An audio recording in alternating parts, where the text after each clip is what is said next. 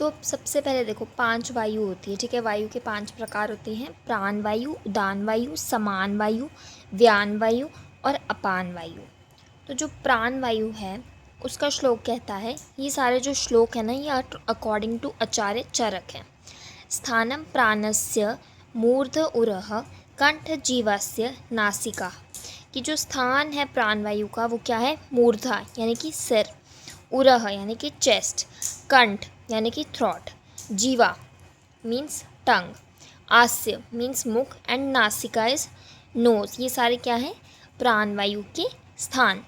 और इसके कर्म क्या है, इसके कर्म आ जाएंगे स्टीवन, स्टीवन यानी बार बार थूकना, शवथू होता है छींक मारना, उद्गार होता है डकार मारना, श्वास, ठीक है, श्वास लेना, और आहार आदि कर्म। आहार आदि कर्म का मतलब है कि जो आहार है उसे आमाशय तक पहुंचाना। फिर है उदान वायु। उदानस्य पुनः स्थानम नाभ्य उरः कंठ एव च, नाभि, उर और कंठ, ये 3 है उदान वायु के स्थान। नाभि, ठीक है, अम्बिलिकल रीजन, चेस्ट और थ्रोट। फिर इसके कर्म आ जाएंगे वाक प्रवृत्ति, प्रयत्न, ऊर्जा, बल, वर्णादि कर्म च। वाक प्रवृत्ति मतलब हमारी वॉइस, जो हम बोलते हैं, प्रयत्न करना, ठीक है, कोशिश करना, जो भी चीज़ें हम चेष्टा करते हैं, मतलब जो भी हम एक्शन ले रहे हैं। ऊर्जा जो एनर्जी है, ठीक है, बल है, वर्ण है, वर्ण मीन्स कलर आदि कर्म च। फिर समान वायु, स्वेद, दोष, अम्बुवाहिनी, स्त्रोतांसी, समाधिष्ठितः, अंतरे अग्निश्च पार्श्वस्थः, समानो अग्नि बल प्रदः, कि स्वेद, दोष और अम्बुवह स्त्रोतस जो है वो इसका स्थान है, वो इसका अधिष्ठान है, उसमें ये रहता है समान वायु, किसमें, स्वेद, दोष और अम्बुवह स्त्रोतस में। अंतरिक्ष अग्नि पार्श्वस्थः, और जो अंतर अग्नि है मतलब जो जठर अग्नि है उसके पार्श्व में भी, उसके साइड्स में भी समान वायु रहती है।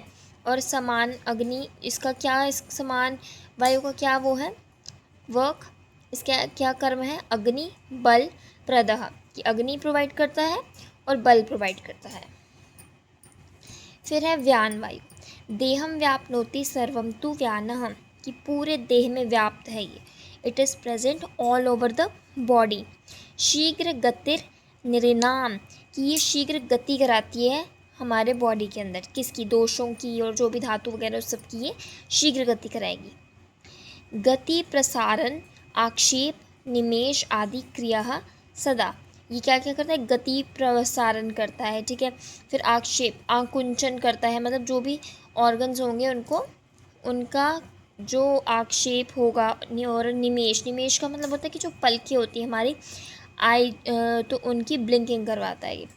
फिर इसके बाद है अपान वायु। अपान वायु के स्थान क्या हैं, इसके बहुत सारे स्थान हैं। देखो, वृषणव, बस्तिर, मेड्रम च नाभि उरु वंशनव गुदम। वृषण, बस्ती, मेड्र, नाभि, उर, वंशन और गुदा, ये 7 इसके स्थान हैं फर्स्ट लाइन ऑफ श्लोक में।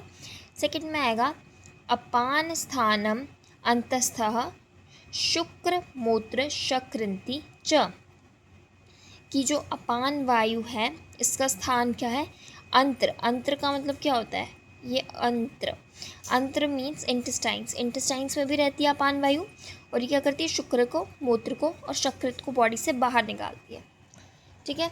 तो प्राण, स्थानम प्राणस्य मूर्धोरः कंठ जीवास्य नासिका, स्टीवन शब्दो उद्गार, श्वास, आहार आदि कर्म च। उदान वायु, उदानस्य पुनः स्थानम नाभिउरः कंठे च, वाक् प्रवृत्ति प्रयत्न ऊर्जो बल वर्णादि कर्म च। समान वायु, स्वेद, दोष, अम्बुवाहिनी, स्त्रोतांसी, समाधिष्ठितः, अंतरश्च अग्निश्च पार्श्वस्थः, समानो अग्नि बल प्रदः।